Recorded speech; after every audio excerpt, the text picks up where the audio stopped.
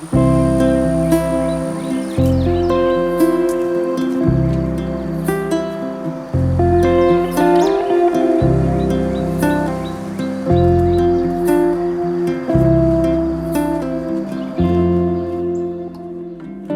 back to the garden. It is mid-November and there is plenty we can do right now. My first job is to take out anything that's out of season or struggling. That'll create space to plant.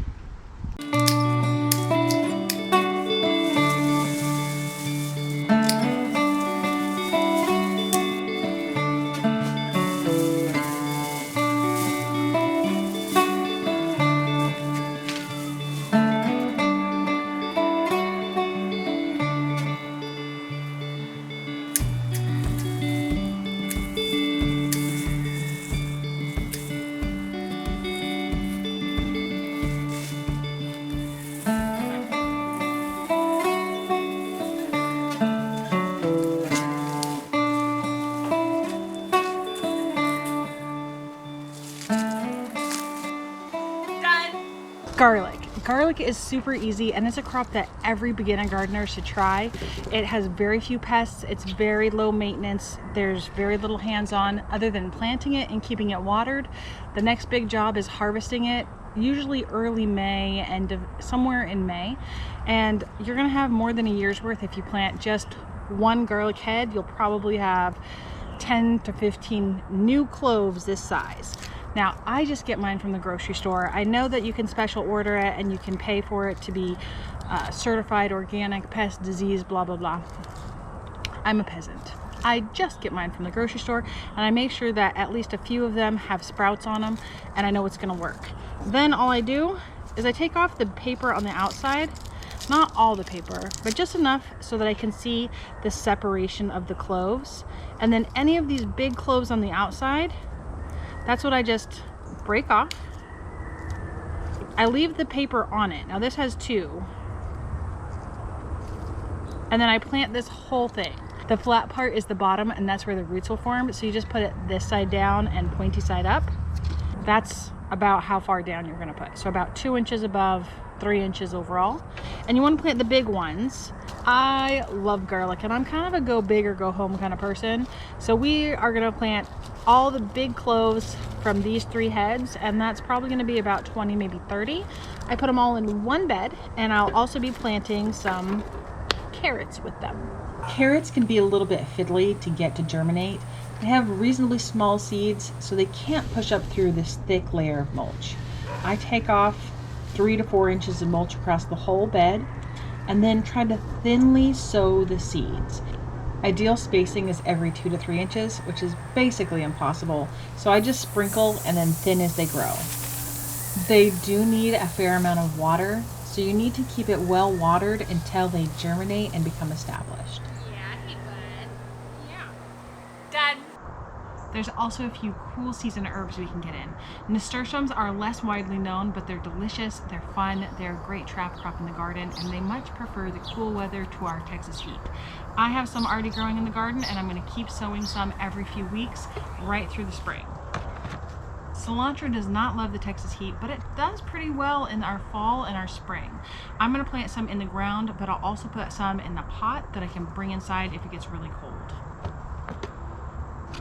This is one of my favorite ones. This is green onions, and you'd think that I was fancy and grew them from seed or something difficult. I did not. I just grabbed them from the store, cut off the top, used all the greens, and then I just plunked them in some moist soil, and you can see these ones are more than ready for me to plant out. Dill is one of my favorite herbs and it does much better in the cool months than the warm months. Because I like the swallowtail butterflies, I'm going to be planting a bunch of it in the flower beds, but I'm also going to put it in the herb garden. Now the swallowtail butterflies, their little caterpillars will eat this, they'll munch on it, and then we'll get lots of swallowtails all throughout the garden. So make sure you plant more than you want so that you have some to spare for your caterpillars and your butterflies. Leeks. I've got some leeks that have popped up, and these you can plant pretty much all winter long. Anything in the allium family does really well here, and they're not super fussy, so they don't mind being transplanted. They're not really sensitive about their roots being disturbed, and they don't have many pests. I'll be starting my onions probably early February as soon as the feed stores get the sets in, and I'll just put them right in the garden and they'll do pretty well. It is also time to get a bunch of cool flowers into the garden. I'm going to be direct sowing a bunch of poppies. I do not know a ton about poppies. I've not been super successful with it, so I am just following advice on the back of the packets and tossing them in the garden. I'll be doing that right before we have a big rain this week. We've got some Delphiniums or Larkspur. This one says Larkspur Giant Imperial Mixed. I like to sow them in little cells. And then you can see this one I have potted up. So as they get this size and we have roots coming out the bottom, I pot them up into bigger ones. And then these ones, I actually think these are Delphiniums. I think this is Delphinium Pacific Giant Mix because I think that looks the same, the leaf shape. And that says Delphinium Pacific Giant Mix.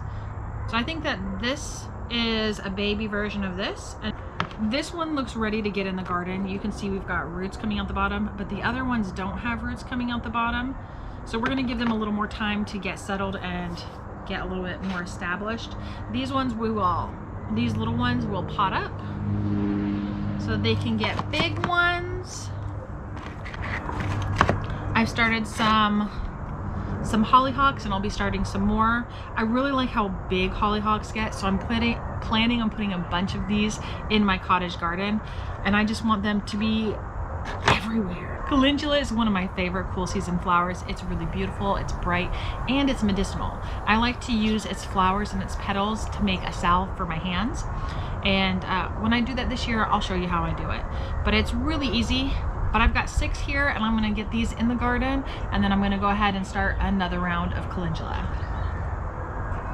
Spinach. Now I started spinach in each one of these, and I don't know if I just did a bad job, if I let it get rotten because we had so much rain this week, or if I just had old seed.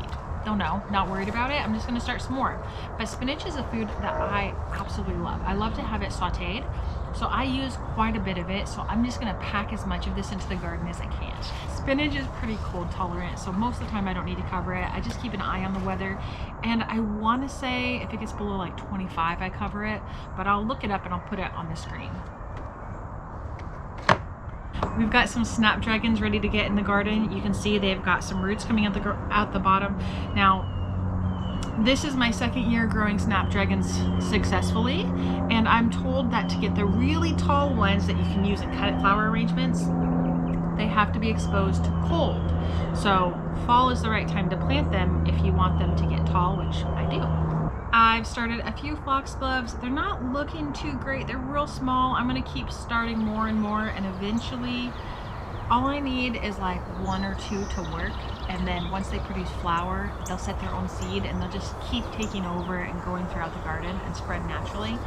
So I just got to keep trying till we get a little bit of success 2 years in a row, because they're biennial, so they take 2 years to flower.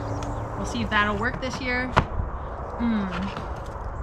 Ammi. So Ammi is also known as bishop's flower, Queen Anne's lace, and I think it's a wild carrot. It does really well in our area. It's very pretty. I love its beautiful large flowers. So I'm going to be putting this in my cottage garden as well.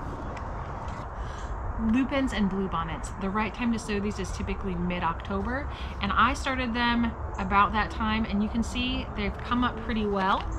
And let's just check if they're ready to pot out. Oh, that looks pretty good. It's all holding together. Now it's really soggy because we've had a ton of rain, and it is time to get it out because we're starting to get roots circling. It's not completely circled yet, but we definitely want to get that in the ground pretty quickly.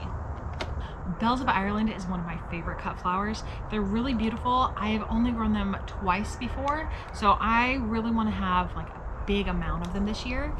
And this, I think it's looking ready. Yeah, that's looking ready to get in the ground. You can see that the soil's holding together. There's roots throughout, and it is a little bit soggy. We've just had so much rain the last few days. But it's looking pretty good. We're gonna get that guy in the ground, and we should have some beautiful flowers in just probably 6 weeks, just after Christmas. We should have some beautiful flowers. That is it for this week. I'm gonna try to get all of these in the ground, things potted up, and just get ready for Thanksgiving. I hope you guys are having a great week. We're gonna have beautiful weather through this week, so I hope you get some time to go out in the garden and just enjoy. I'll see you guys next time.